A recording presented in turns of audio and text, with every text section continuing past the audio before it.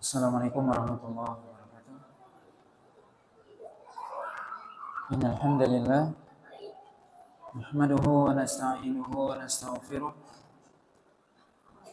wa na'udzu billahi min shururi anfusina wa sayyiati a'malina. May yahdihillahu fala mudilla lahu wa may yudlil fala hadiya lahu. Asyhadu an la ilaha illallah wahdahu la syarika lahu wa asyhadu anna Muhammadan abduhu wa rasuluh alladzi la rasula wa la nabiyya ba'dahu. Ya ayyuhalladzina amanu taqullaha haqqa tuqatih wa la tamutunna illa wa antum muslimun. Amma ba'd. Bapak dan Ibu kaum muslimin dan kaum muslimat yang dirahmati oleh Allah Subhanahu wa taala. Pada malam hari ini kita lanjutkan pembahasan dari tafsir surah An-Nahl ayat yang ke-84. Allah Subhanahu wa taala berfirman, A'udzu billahi minasyaitonir rajim. Wa yawma nab'atsu min kulli ummatin syahida thumma la yu'dhanu lil ladzina kafaru wa la hum yusta'tabun. Allah Subhanahu wa taala mengatakan, dan pada hari kiamat, hari berbangkit, kami membangkitkan dari setiap umat syahidan, yaitu saksi dari kalangan nabi dan rasul yang akan bersaksi kepada setiap umat-umat tersebut. Tsumma la yu'dzanu lil ladzina kafaru wa lahum yasta'tabun. Kemudian tidak diizinkan kepada orang-orang yang kafir, orang-orang yang ingkar kepada Allah Subhanahu wa taala, tidak Allah Subhanahu wa taala izinkan mereka untuk menyampaikan uzur mereka. Tidak diizinkan bagi mereka untuk membela diri, dan juga tidak diizinkan mereka untuk bertobat kepada Allah Subhanahu wa taala atau kembali kepada Allah, karena sudah lewat waktunya. Di mana orang-orang kafir, orang-orang yang ingkar kepada Allah Subhanahu wa taala di hari kiamat, maka mereka menyampaikan uzur, menyebutkan uzur mereka, di mana mereka, sebagian mereka mengatakan kami melakukan kesyirikan karena mengikuti nenek moyang kami dan sebagainya. Itulah kira-kira uzur mereka. Maka pada hari itu tidak diperkenankan oleh Allah Subhanahu wa taala. Allah tidak terima uzur. Tidak pula mereka diharapkan untuk bertobat karena sudah lewat waktunya. Maka waktu untuk bertobat hanya di dunia. Waktu untuk kembali kepada Allah Subhanahu wa taala hanya di dunia ini. Adapun di akhirat itu adalah waktu pembalasan. Waktu di mana Allah Subhanahu wa taala akan memberikan balasan dari setiap apa yang kita lakukan di dunia ini. Kemudian Allah katakan, wa idza ra'al ladzina zalamul 'adzab fala yukhaffafu anhum wa lahum yunzarun. Dan ketika orang-orang yang zalim tersebut melihat azab Allah Subhanahu wa taala di hari kiamat, fala yukhaffafu anhum, maka tidak diberikan keringanan kepada mereka dari azab tersebut. Allah tidak ringankan azab mereka. Walahum yunzarun, dan juga mereka tidak diakhirkan azab tersebut, tidak ditunda. Ketika mereka melihat azab Allah Subhanahu wa taala, maka mereka tidak diberikan keringanan dari azab tersebut. Mereka senantiasa diazab terus-menerus, tidak berhenti. Tidak diberikan keringanan, termasuk juga artinya adalah tidak berhenti dari azab. Naudzubillah. senantiasa berada dalam azab. Orang-orang yang berada di dalam neraka, naudzubillah, senantiasa dia berada dalam azab, tidak pernah berhenti. Walaupun sebentar, walaupun sejenak. Dan juga tidak ditangguhkan. Tidak diakhirkan sedikit pun azab bagi mereka. Di mana dalam hadis yang diriwayatkan oleh Imam Muslim, Rasulullah SAW menyebutkan dan memberikan gambaran bahwasanya didatangkan pada hari kiamat neraka jahanam, yang mana neraka itu ditarik dengan 70.000 tali penarik, di mana setiap tali itu dipegang oleh 70.000 malaikat. Kita bisa bayangkan bagaimana besar neraka yang Allah ciptakan, di mana neraka itu kata Allah SWT dibawa dengan 70.000 tali. Setiap talinya dipegang oleh 70.000 malaikat. Tidak bisa satu malaikat yang pegang. 70.000 malaikat yang pegang satu talinya. Hadis ini hadis yang sahih diriwayatkan oleh Imam Muslim. Ini menunjukkan betapa neraka Allah SWT, neraka makhluk yang besar dan mengerikan. Sebagaimana disebutkan bahwasanya ketika Allah SWT menciptakan neraka, kemudian Allah SWT menyuruh malaikat Jibril untuk melihat neraka. Kemudian malaikat Jibril melihat neraka, kemudian Allah bertanya setelah itu, bagaimana menurut pendapatmu wahai Jibril? Maka malaikat Jibril mengatakan, ya Allah, sesungguhnya aku belum pernah melihat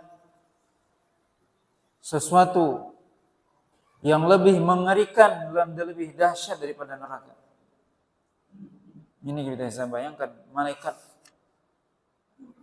mengatakan bahwasanya tidak ada sesuatu yang lebih mengerikan dan yang lebih dahsyat daripada neraka Allah SWT.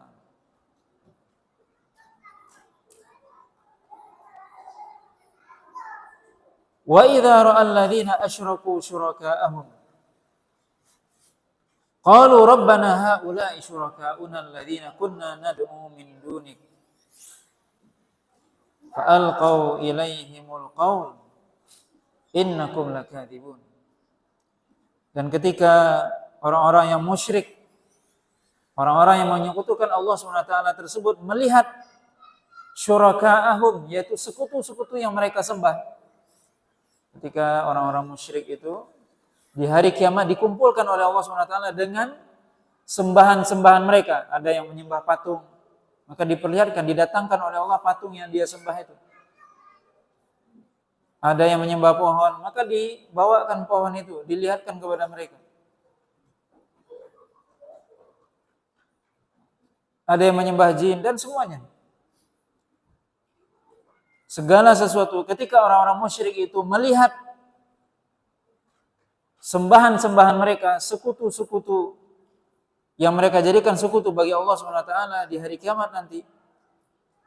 Kemudian mereka mengatakan, qalu haula'i syuraka'una alladzi kunna nad'u min dunika. Mereka mengatakan, wahai Rabb kami, ya Allah, mereka inilah sekutu-sekutu yang kami dulu menyekutukan Engkau dengannya, yang kami dulu berdoa kepada mereka, yang kami dulu meminta kepada mereka selain Engkau.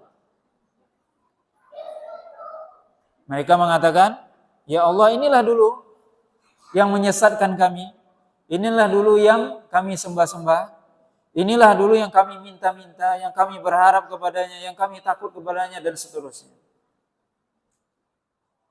Kemudian sekutu tersebut Allah katakan, fa'alqaw ilaihimul qaul innakum lakadzibun. Maka Allah SWT dengan kebesaran Allah SWT, maha kuasanya Allah SWT memberikan kemampuan kepada sekutu tersebut untuk berbicara. Patung itu diberikan oleh Allah SWT kemampuan untuk berbicara. Patung-patung yang disembah oleh orang kafir Quraisy maka itu akan didatangkan di hari kiamat.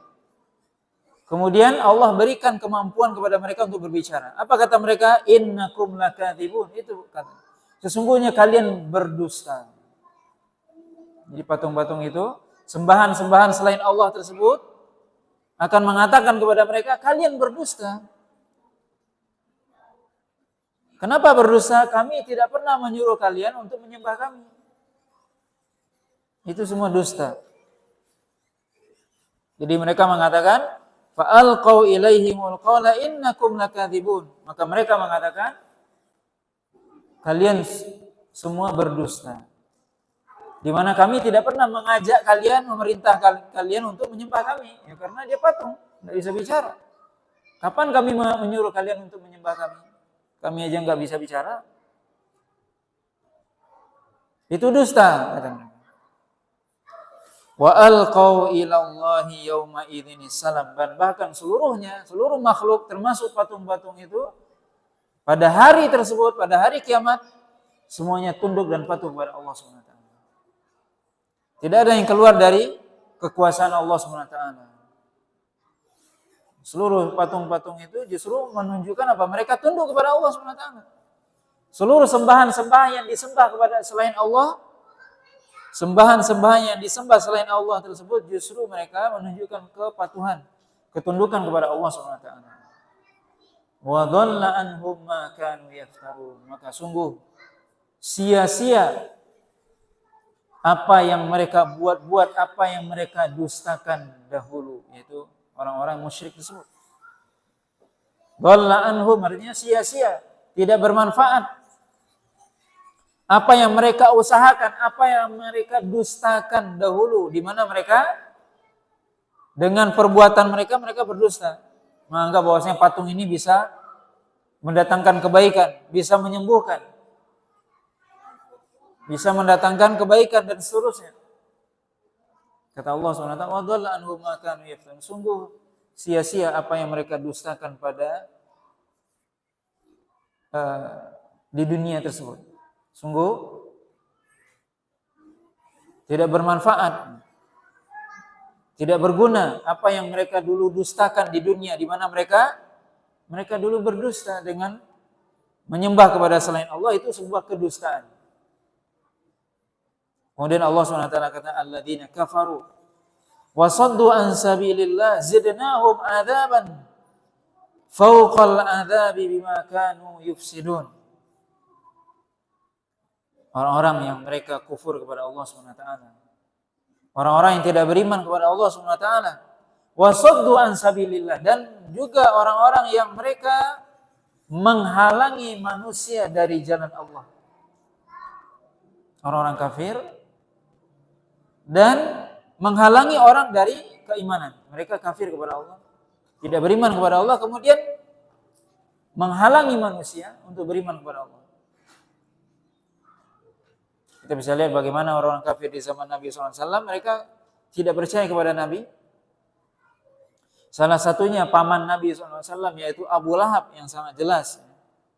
Setiap kali Nabi berdakwah, mengajak manusia kepada kebaikan, mengajak manusia untuk masuk Islam, maka Abu Lahab adalah orang yang pertama kali mendustakan. Dan bahkan tidak hanya mendustakan, dia juga mengajak manusia untuk tidak beriman. Dia katakan apa? Ini pendusta ini. Anak ini pendusta. Ponakan ini pendusta.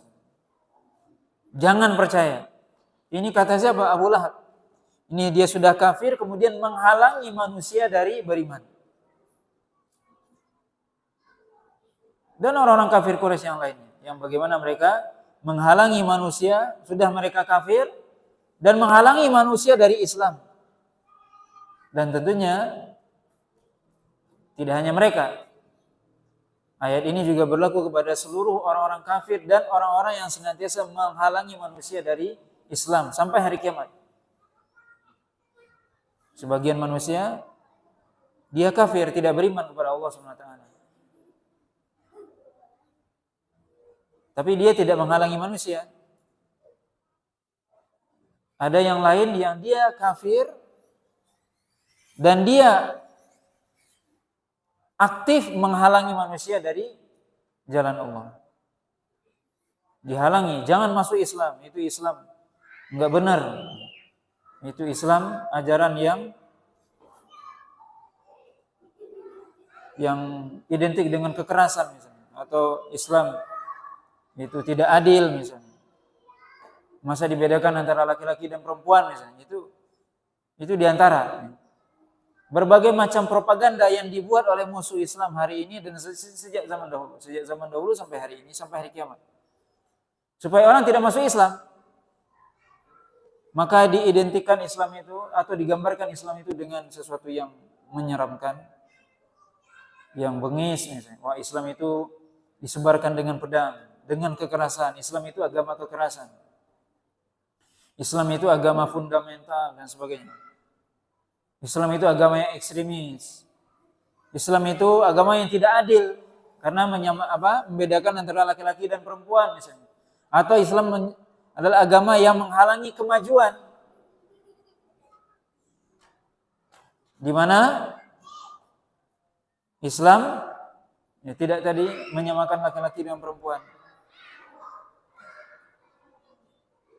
Laki-laki dengan perempuan tidak sama dalam Islam, dalam hal hak dan kewajibannya.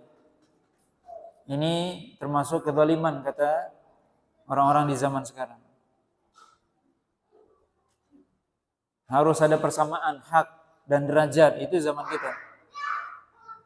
Maka ketika Islam mengatakan tidak sama, maka ini adalah agama yang tidak benar. Dan seterusnya.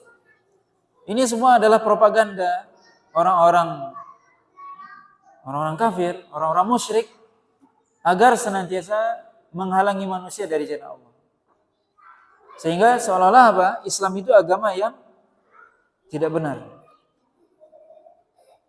Karena kalau seandainya orang-orang kafir itu, orang-orang yang masih lurus fitrahnya, kalau dia tahu hakikat yang benar dari Islam, maka dia akan masuk dalam Islam. Tapi betapa banyak atau kita lihat di zaman sekarang orang yang masih jauh dari Islam. Kenapa? Karena dia terhalangi dari mengetahui hakikat kebenaran Islam.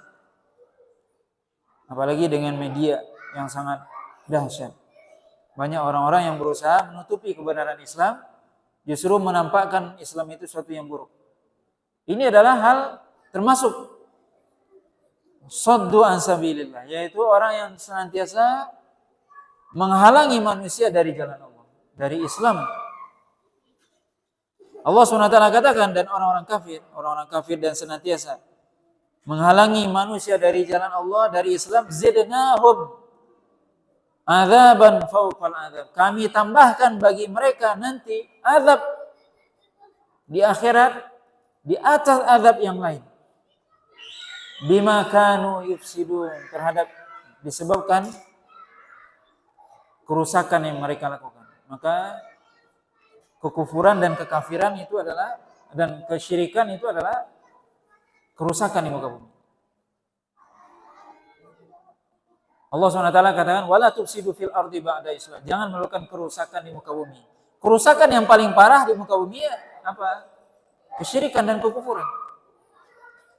Hakikatnya kekufuran dan kesyirikan adalah kerusakan. Maka kerusakan itu bukan hanya menebang hutan atau membakar hutan dan sebagainya, yaitu kerusakan. Tapi yang lebih besar adalah kerusakan itu adalah kesyirikan dan kekufuran yang dilakukan oleh umat manusia ketika mereka menyembah kepada selain Allah. Ini adalah kerusakan yang paling besar. Allah SWT katakan, maka Allah SWT akan memberikan azab kepada mereka. Allah tambahkan azab bagi mereka disebabkan kerusakan yang mereka lakukan di dunia. Kemudian dalam ayat selanjutnya Allah SWT katakan, wa yauma nab'atsu fi kulli ummatin syahida. Dan pada hari, yaitu pada hari kiamat, di mana kami membangkitkan dari setiap umat syahidan alaihim min anfusihim, yaitu setiap umat akan dibangkitkan bagi mereka seorang saksi dari kalangan mereka sendiri, yaitu para nabi dan rasul. Setiap para nabi dan rasul akan menjadi saksi bagi umatnya. Waji'na bika syahidan ala haula. Dan kami jadikan engkau wahai Muhammad sebagai saksi bagi mereka. Ayat ini juga mirip dalam surah An-Nisa ayat 41, Allah katakan fa kaifa idza ji'na min kulli ummatin bisyahid wa ji'na bika ala haula'i syahidan. Bagaimana kata Allah SWT ketika kami datangkan setiap umat seorang saksi dan kami jadikan engkau wahai Muhammad menjadi saksi bagi mereka. Maka Allah SWT mengatakan dalam ayat ini bahwasanya setiap para nabi dan rasul akan menjadi saksi bagi umatnya, di mana setiap para nabi dan rasul sudah mendakwakan, menyampaikan risalah. Siapa di antara mereka yang benar-benar beriman? Siapa yang akan menjadi saksi? Setiap para nabi dan rasul akan menjadi saksi. Wa nazzalna 'alaikal kitaba tibyanan likulli syai'. Dan Rasul juga akan menjadi saksi bagi kita di hari kiamat. Kemudian Allah katakan wa nazzalna 'alaikal kitaba tibyanan likulli syai'. Dan kami turunkan kepada engkau wahai Muhammad Alkitab, yaitu Al-Qur'an. Tibyanan likulli syai'. Tibyanan likulli syai' artinya adalah menjadi penjelas, penerang terhadap segala sesuatu. Maka Al-Qur'an itu menjelaskan segala sesuatu. Sebagian ahli tafsir mengatakan menjelaskan segala sesuatu yang halal dan yang haram.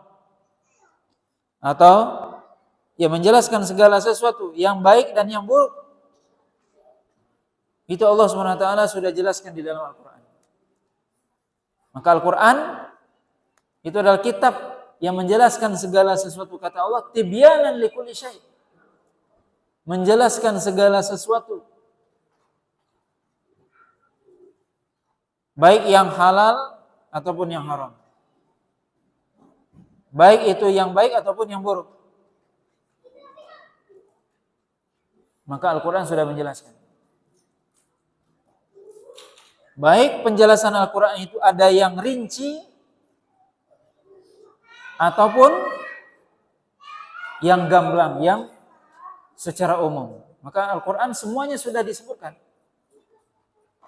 Baik itu yang rinci, misalnya Allah SWT merinci tentang warisan di dalam Al-Quran. Atau Allah SWT hanya menyebutkan secara umum tentang sholat, tentang puasa, atau tentang zakat misalnya, ataupun haji. Itu hanya secara umum Allah sebutkan, tidak rinci. Adapun rinciannya di dalam sunnah Nabi SAW. Tetapi Allah SWT sudah menyebutkan semua.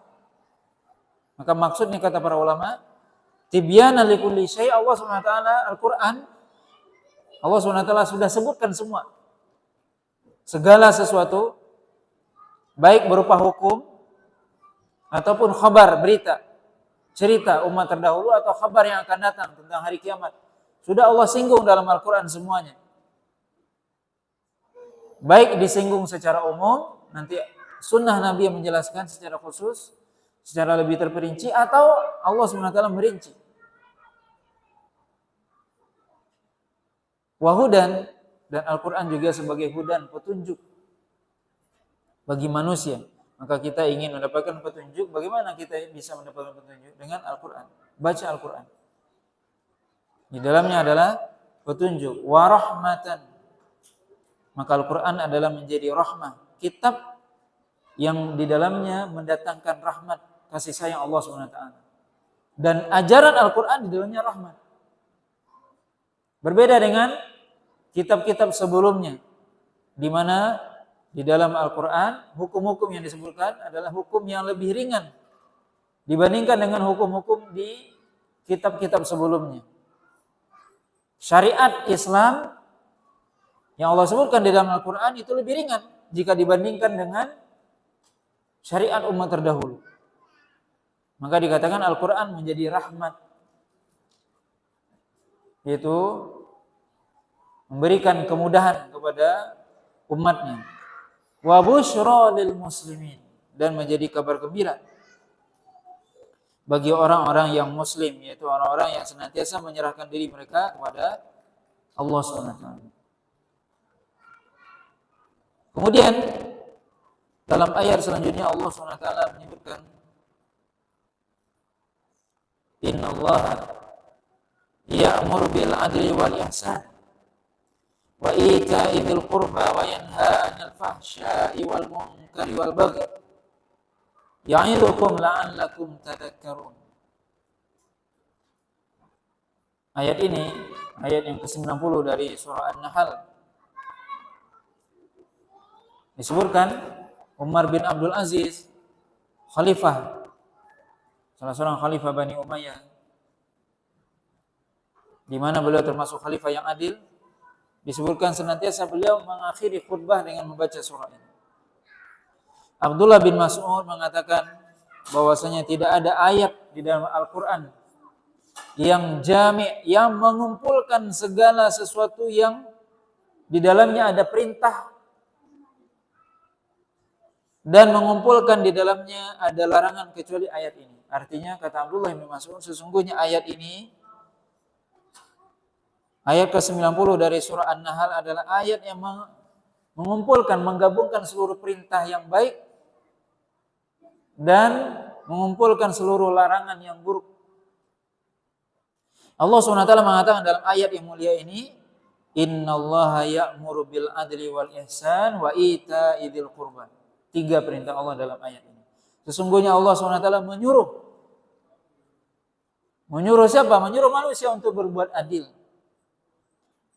wal ihsan, dan berbuat baik, wa ita'i dzil qurba, dan juga memberikan hak kepada karib kerabat. Allah SWT menyuruh berbuat adil. Apa itu adil? An yu'ti kulladzi haqqin haqqahu, memberikan kepada setiap yang memiliki hak-haknya, itulah adil. Maka adil itu tidak mesti selalu sama. Maka sungguh keliru sebagian orang yang mengidentikan atau mengartikan adil itu sama rata. Apa itu adil? Sama rata. Tidak mesti. Maka keliru ketika dikatakan adil itu sama rata dalam hal-hal yang tidak mungkin kita sama rata. Contohnya apa? Antara laki-laki dan perempuan tadi kita sebutkan. Hak dan kewajibannya tidak sama. Tidak mungkin sama rata antara laki-laki dan perempuan. Laki-laki boleh bekerja di luar rumah, perempuan juga harus sama misalnya. Haknya tidak mungkin sama. Dalam warisan jelas laki-laki mendapatkan 2 kali perempuan. Kalau menurut orang di luar Islam itu berarti sebuah ketidakadilan, kezaliman. Kenapa laki-laki dapat 2 kali perempuan dalam warisan? Ini dikatakan apa? Warisan dalam Islam tidak adil katanya. Padahal itulah keadilan yang Allah SWT berikan. Maka adil tidak mesti sama rata. Sama juga kita punya anak usia SD dengan SMA, nggak mungkin sama kebutuhannya. Kalau kita samakan, yang yang SD dikasih 5.000, yang SMA dikasih 5.000, itu tidak adil. Kenapa? Adil itu sesuai dengan kebutuhan.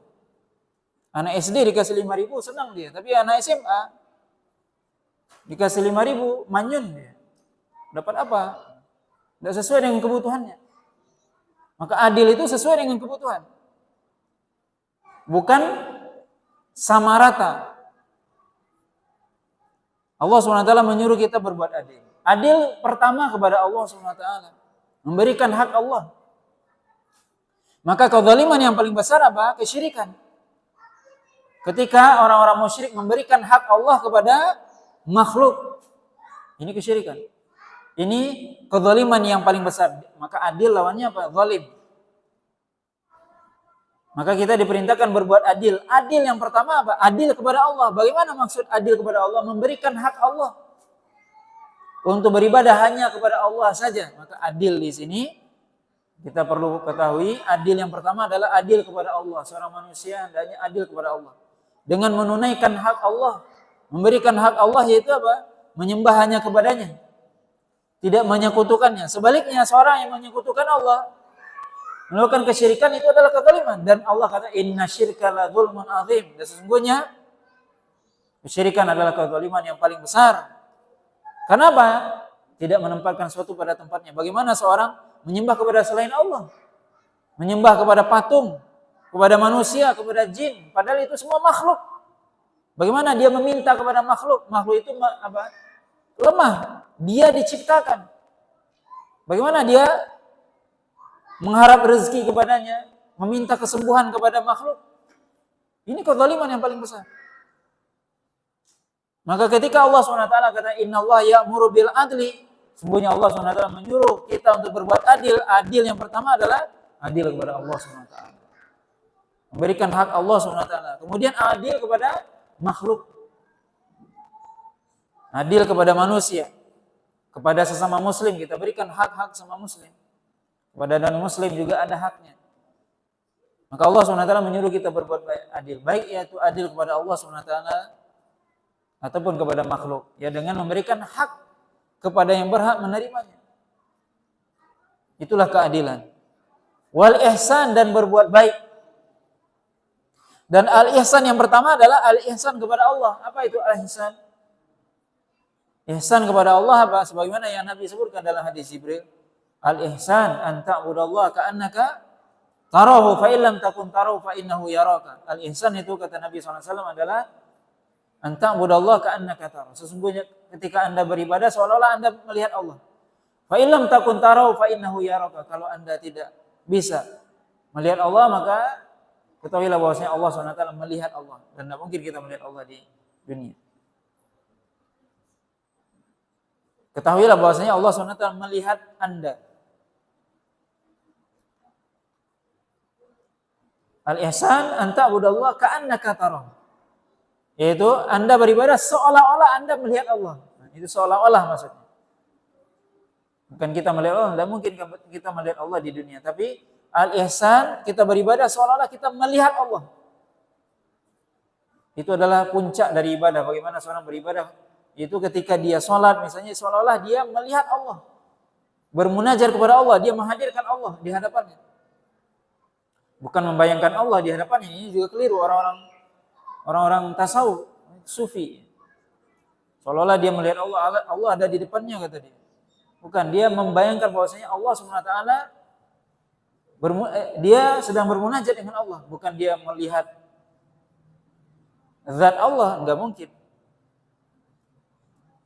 Tapi seolah-olah dia melihat Allah. Bagaimana ketika seorang beribadah seolah-olah dia melihat Allah? Bagaimana? Tentunya dia benar-benar dalam beribadah.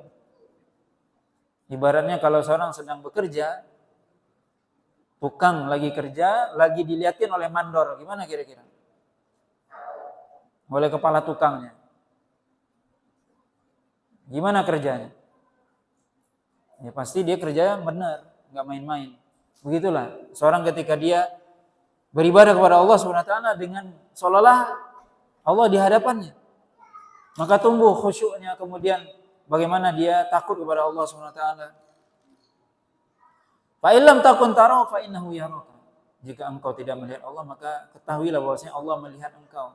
Hadirkan di dalam diri kita bahwasanya Allah sedang melihat, Allah sedang mendengar. Ini ihsan kepada Allah. Ihsan kepada makhluk, Allah SWT memerintahkan kita untuk berbuat baik kepada makhluk. Kepada orang tua misalnya Allah kata wabil walidaini ihsana, berbakti kepada orang tua, berbuat baik kepada orang tua. Berbuat baik kepada anak yatim. Berbuat baik kepada sesama manusia, sesama muslim. Berbuat baik kepada orang kafir juga disuruh. Bahkan berbuat baik kepada hewan. Innallaha katabal ihsana ala kulli syai'. Sungguhnya Allah SWT menyuruh kita untuk berbuat baik kepada segala sesuatu. Sampai kepada hewan pun disuruh. Kata Nabi SAW, wa idza qataltum fa ahsinu al-qitlah wa idza dzabhtum fa ahsinu al-dzibha. Jika kalian membunuh, bunuh dengan cara yang baik. Jika kalian menyembelih, sembelih dengan cara yang baik. Maka ini al-ihsan kepada segala sesuatu. Wa ahsinu innallaha yuhibbul muhsinin. Berbuat baiklah kepada makhluk. Sungguhnya Allah SWT mencintai orang yang berbuat baik. Wa ita'idzil qurba. Wa ita'idzil qurba, berbuat baik kepada, memberikan hak kepada karib kerabat. Ini sebenarnya bagian dari ihsan tadi. Tapi Allah SWT menyebutkan ini untuk kita memperhatikan bagaimana kita berbuat baik kepada karib kerabat kita, saudara kita, sanak famili kita. Yang kadang sebagian orang lupa. Sebagian orang dia berbuat baik kepada temannya, tapi dia lupa kepada saudaranya. Sebagian orang berbuat baik kepada tetangganya, tapi dia lupa akan karib kerabatnya. Ini salah. Maka orang yang paling kita harus berbuat baik setelah orang tua kita, anak istri kita siapa? Saudara kita, karib kerabat kita. Wa yanha 'anil fahsya'i wal munkari wal baghi. Dan Allah SWT melarang dari al-fahsya. Al-fahsya kata para ulama adalah segala keburukan. Segala macam keburukan yang secara naluri saja itu buruk. Secara naluri, secara akal kita itu buruk. Secara fitrah manusia itu buruk.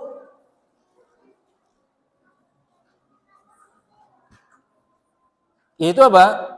Al-fahsya, segala maksiat dan dosa dan maksiat yang memang secara naluri saja itu bisa ditangkap itu sesuatu yang buruk.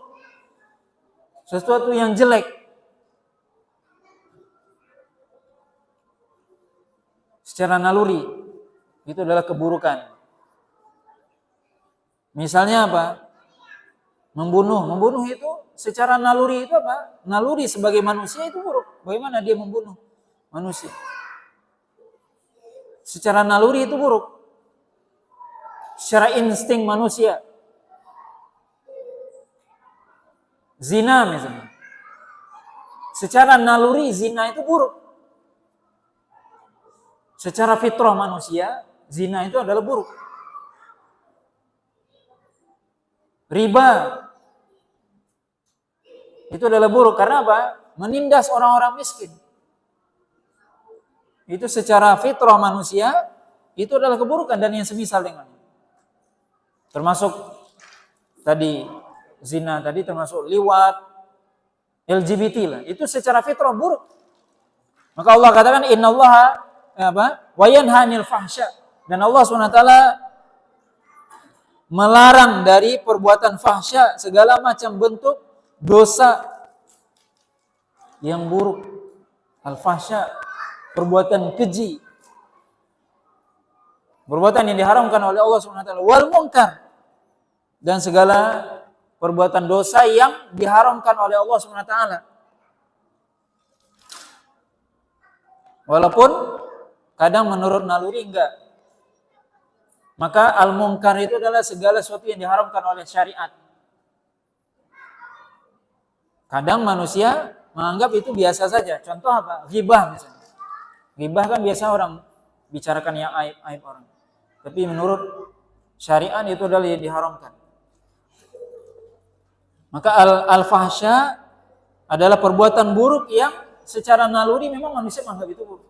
Kemudian al-munkar segala sesuatu yang dilarang oleh Allah SWT. Walaupun kadang itu menurut manusia baik, seperti khamar misalnya. Menurut orang kafir dulu di zaman Quraisy itu khamar itu enggak apa-apa. Itu suatu yang biasa khamar. Tapi itu termasuk apa? Yang mungkar. Karena diharamkan oleh syariat. Maka mungkar ini lawannya apa? Ma'ruf. Sesuatu yang baik. Segala sesuatu yang baik apa? Yang baik itu adalah segala sesuatu yang baik menurut syariat. Walaupun manusia enggak menganggap itu baik. Yang menjadi patokan apa? Syariat. Dan yang mungkar segala sesuatu yang dilarang oleh syariat. Walaupun secara ada kebiasaan manusia itu enggak apa-apa. Tapi itu mungkar. Misalnya berjudi. Itu mungkin di sebagian orang judi itu biasa aja. Itu adalah perbuatan mungkar. Wal baghi. Baghi itu adalah artinya kezaliman kepada sesama manusia. Mengambil hak orang lain. Wal udwan dan permusuhan. Jadi al-baghi itu diartikan oleh para ulama adalah kezaliman kepada manusia, dan juga al-udwan, permusuhan. Jadi Allah SWT melarang dari perbuatan fahsya, perbuatan keji dan mungkar, dan perbuatan kezaliman kepada manusia dan segala macam bentuk permusuhan. Makanya tadi Abdullah bin Mas'ud mengatakan bahwa sesungguhnya ayat ini adalah ayat yang mengumpulkan perintah.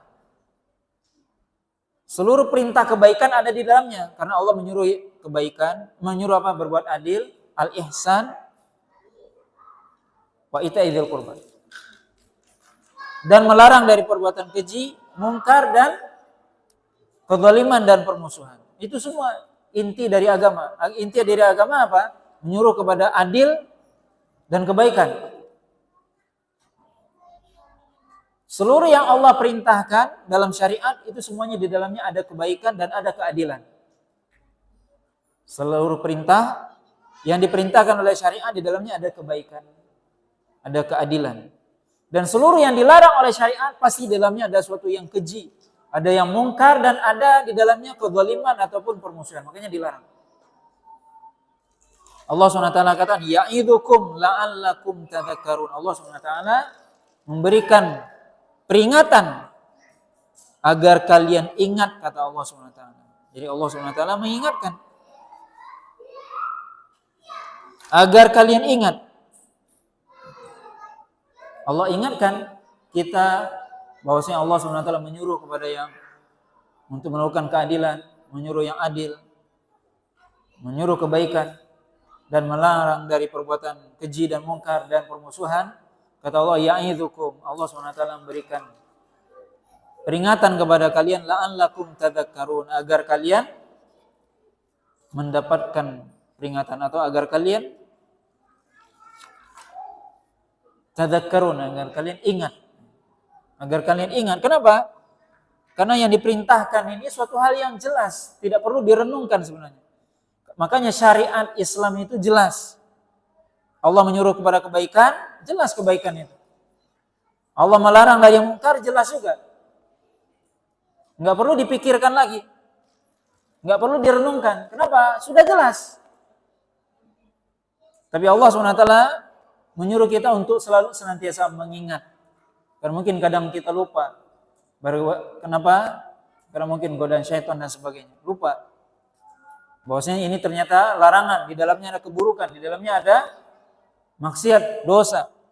Maka Allah katakan, ya'idzukum la'allakum tadhakkarun. Allah SWT senantiasa mengingatkan kalian agar kalian ingat. Wallahu ta'ala alam. Ini beberapa ayat yang bisa kita baca pada malam hari ini.